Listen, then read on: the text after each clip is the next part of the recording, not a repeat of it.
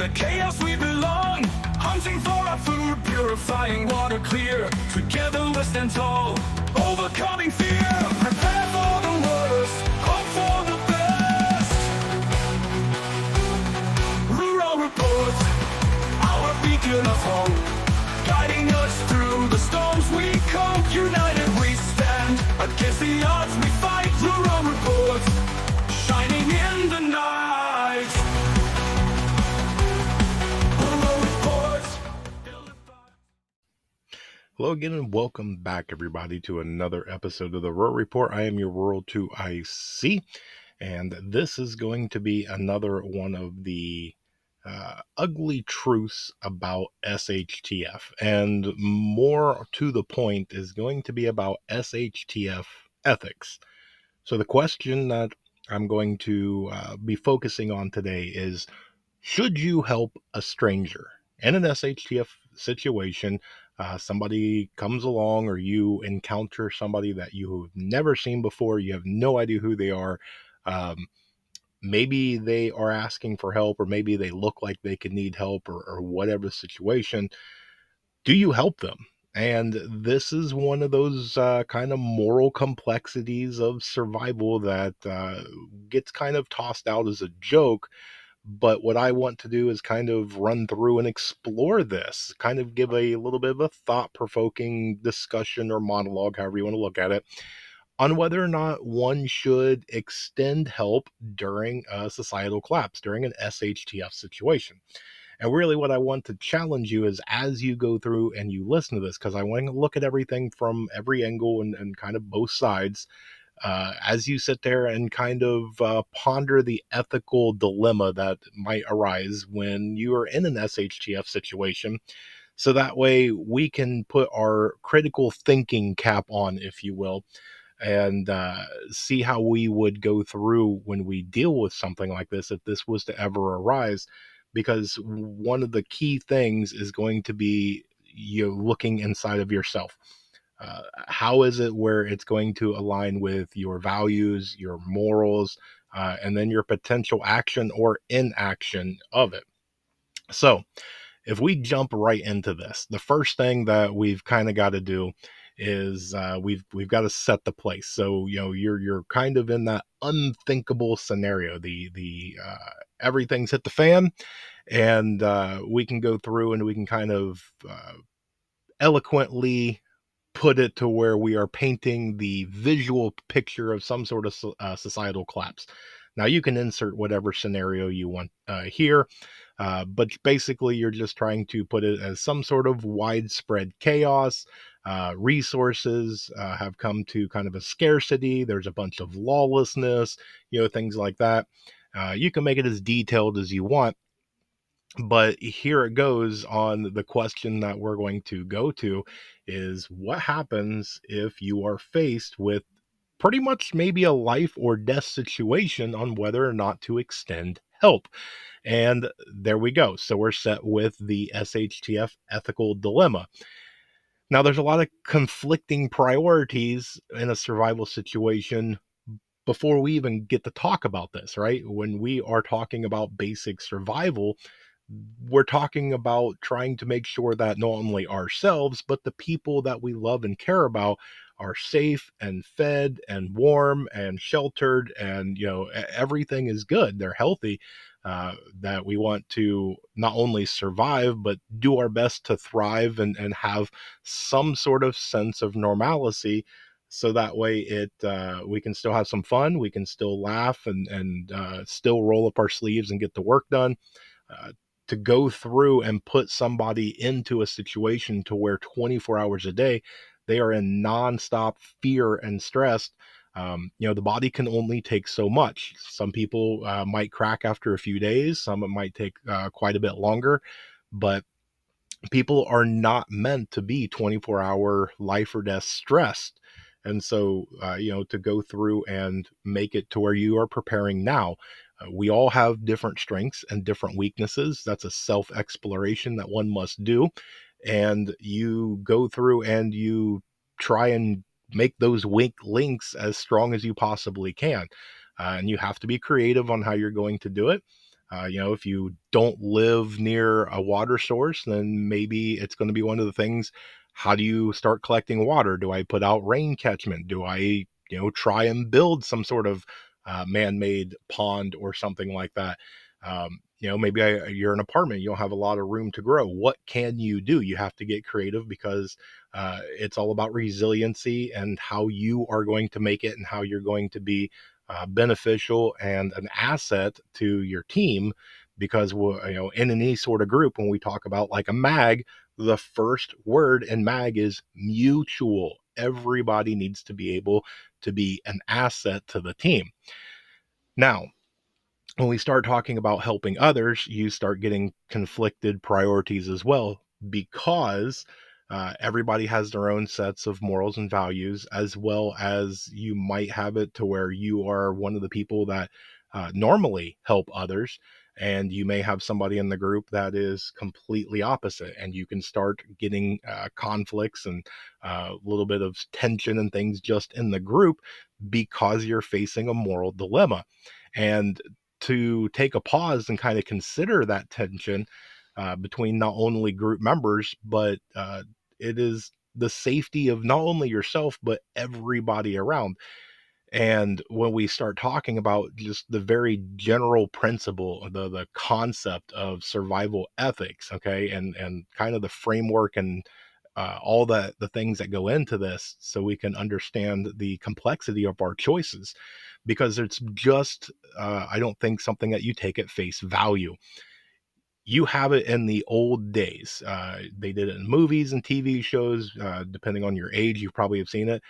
It was not uncommon for hitchhikers. It wasn't uncommon to see somebody on the side of the road with their four ways, and you would pull over. Are you okay? Do you need some help? It wasn't uncommon for a lot of different people to help one another, and help strangers. They have no idea who they are. They just know they need help. They have the ability to give help, so they do so. And more often than not, you probably never see that person again. It's just the right thing to do. Nowadays, there's probably not a soul that picks up hitchhikers. There's probably not anybody that pulls over when there's four ways on, and make sure somebody's okay. Why? Because bad people take advantage of that. They take advantage of people that are trying to help, knowing that there are those people out there that are naturally helping people. That's not going to change in an SHTF situation, and my fear is it actually will get worse. You saw it in different movies like The Book of Eli and some of the other ones. You take and you put out that classic woman in distress, and it's a trap. Somebody sees and hey, I need to go over there and help. They may even take a glance around. Okay, she's unarmed. She's definitely alone, and she needs some help. So you wander on over to see what's going on, and if you can help improve the situation, and then boom, you're surrounded by a bunch of people, and there you go. I have a feeling that in many cases that will probably play out, if not a lot worse. So, there's a lot that's going to go into this. Again, these are going to be very complex choices, and I think it's going to go based on a situation by situation basis. There's potential risks and benefits of helping. And I know that there are some people on one side that is you help every person you can. There's some people on the other side saying, no, once it's hit the fan, we circle the wagons, we seal the gate. Sorry about your luck.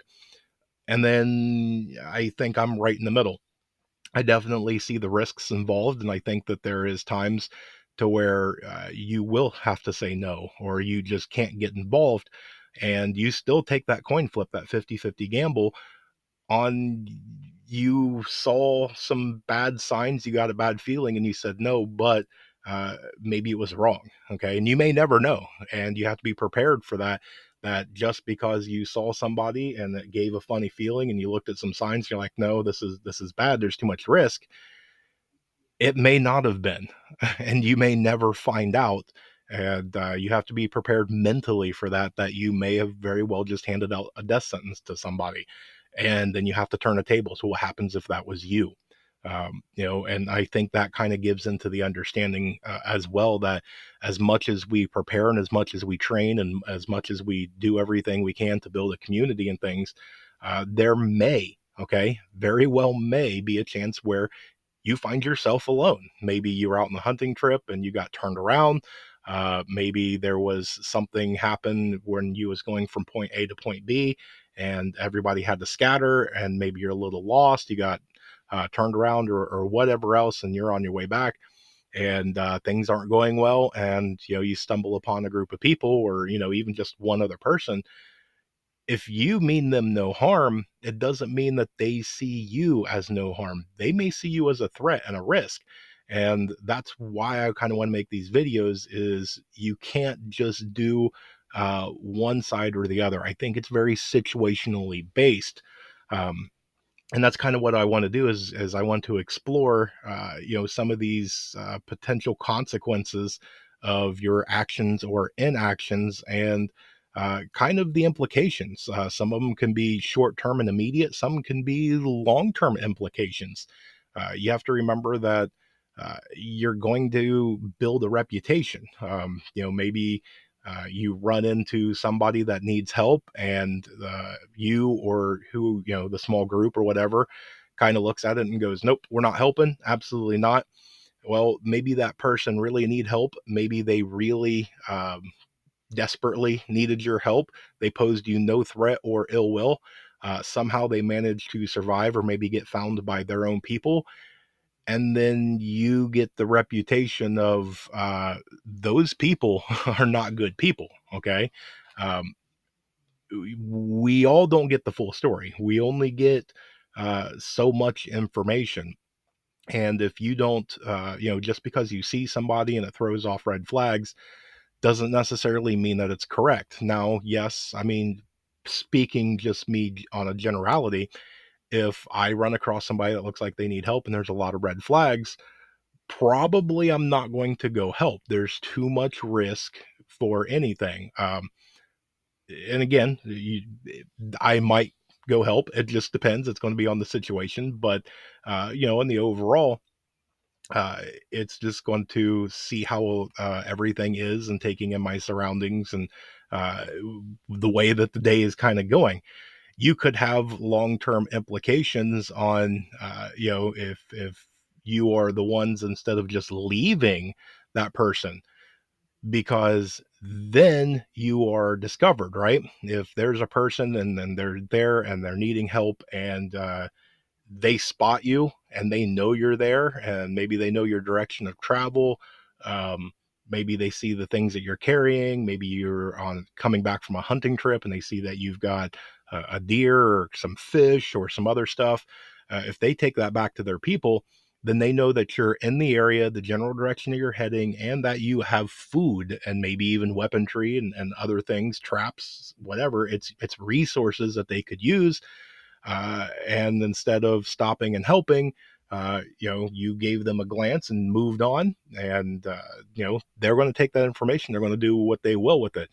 Maybe it's going to be one of the things of they must be bad people. Who in the world would just go by somebody that needs help, look at them, and just keep on walking? Obviously, they're doing pretty good. They should be able to help. I get it. But you might also have the other way. Maybe you have that same scenario, coming back from a hunt, and you have fish or deer or whatever else. You see somebody, you stop. Maybe they just they're exhausted. Maybe they just need some water and a little bit of food, and you help them. Maybe they go back and they tell their people, and now you make a really good connection, a really good ally. Maybe you just made a new trade partner. Maybe it's another group that can help with relaying information, and help in maybe a time of crisis, or in defense, or other things. You can have long-term good consequences depending on what you do. But that also brings into the role of a community. And if you've watched me for any length of time, that I fully believe in building a community. And it should kind of go in tiers. Your family should be, first and foremost, followed by your team or mag or whatever you want to call them. And then the people that's outside. Probably you're not going to have a 500 group team, but doesn't necessarily mean that they can't be part of the community. Maybe they're good people, but they're just not to maybe your standards, or maybe uh, they're a bunch of just one skilled kind of thing. Maybe they're all, let's just say, farmers for the sake of argument, but you already have a handful of farmers. You don't need 50 people with just the same set of skills.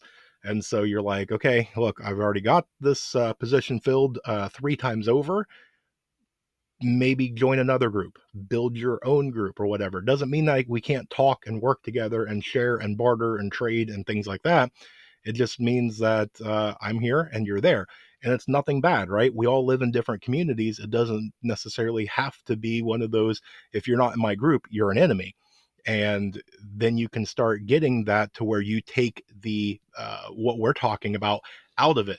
Because if you have that kind of neighboring community, then as trades go and as working together goes, people start interacting and start seeing faces, hearing voices, and things like that.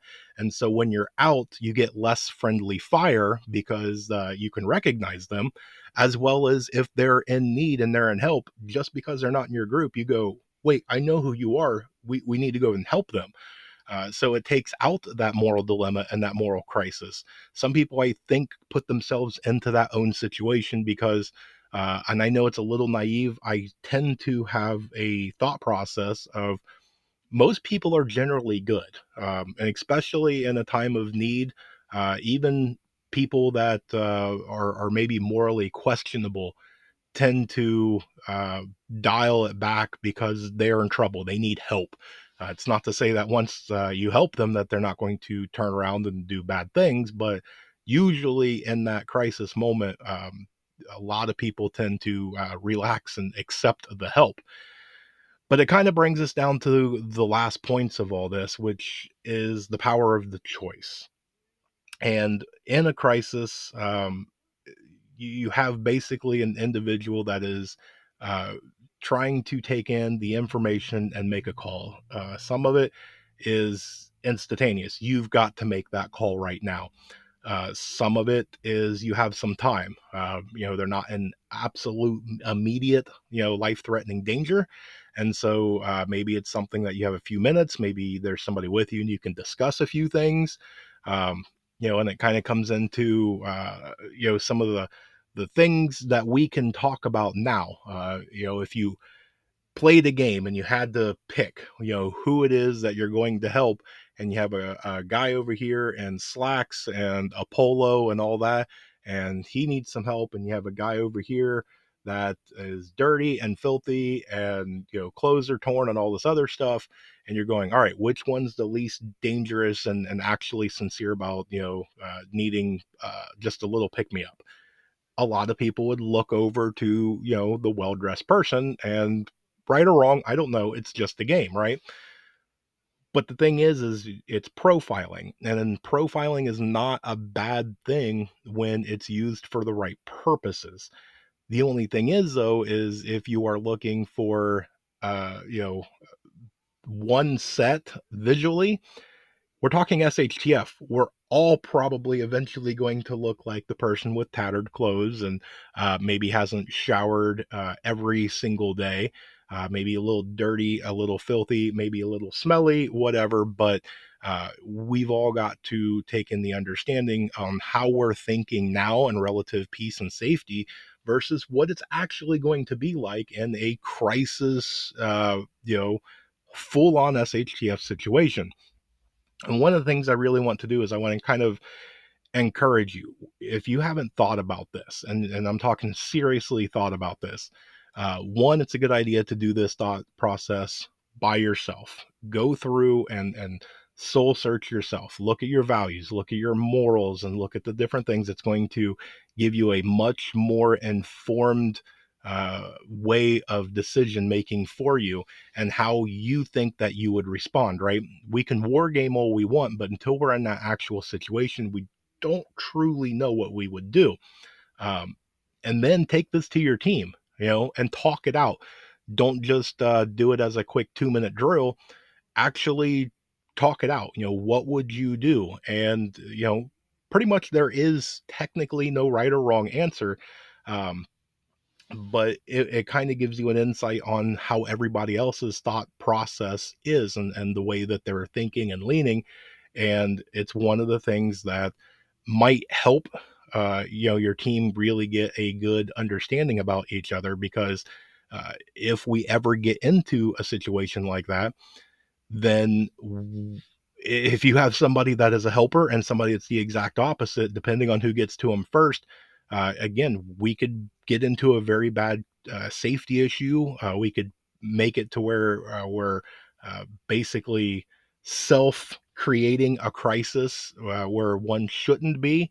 Um, we may be thinking that we are averting a crisis and instead putting ourselves in more danger. Uh, there's a lot that goes into it, and it's like life. You can sit down and you can war game this, you can think it all out, you can go through and soul search and answer a bunch of questions and do everything that you can possibly do to mentally prepare for it. But when that situation comes, it doesn't guarantee that you're going to make the right call, one way or the other. Doesn't matter which way you do. A lot of help, a little bit of help, no help at all. uh, we don't know. You're taking that chance, and it's kind of the same chance of walking out the front door. You don't really have full information or control on what happens a second that you walk outside. You're suddenly surrounded by nature and animals and other people, and it's going to do what it's going to do. You don't have control over it. You can look outside and say the sky's dark, I'm going to take an umbrella, so you're prepared for the rain. Doesn't mean it's going to rain. You're taking precautions, but was it the right call, right? So it's just kind of a little bit, as I end here, as kind of a call to action. I want to try and at least make this part of your preparedness plan, and kind of the role that you would take in helping others when it comes to being in a crisis. Because whether or not you are the leader of the group, or whether you are, how your group's functioning or things like that, maybe you're on part of the committee or team that makes the call. Maybe you found somebody and you brought them in because they need a little medical attention and some water and whatever, and you brought them in. But now you're on the dilemma. What do you do? Do you force them to stay? Do you release them? Um, uh, what do you do? That's a whole new set of everything on depending on your decisions, and one decision will lead to another decision, and who knows how the outcome's going to be. It's one I think deserves some time. It deserves to be talked about, and it deserves to have some attention and everything on how we'd go about this. So, but that's what I wanted to talk about for you guys for today. I hope that you understood kind of where I was going with this, and everything on that. I just felt like we needed to talk about it today. So, but that's what I've got. I hope you guys have an amazing day. I hope you have a blessed day. Stay tuned, because there's more information to come. And with that, remain united, because we're all prepping in this together.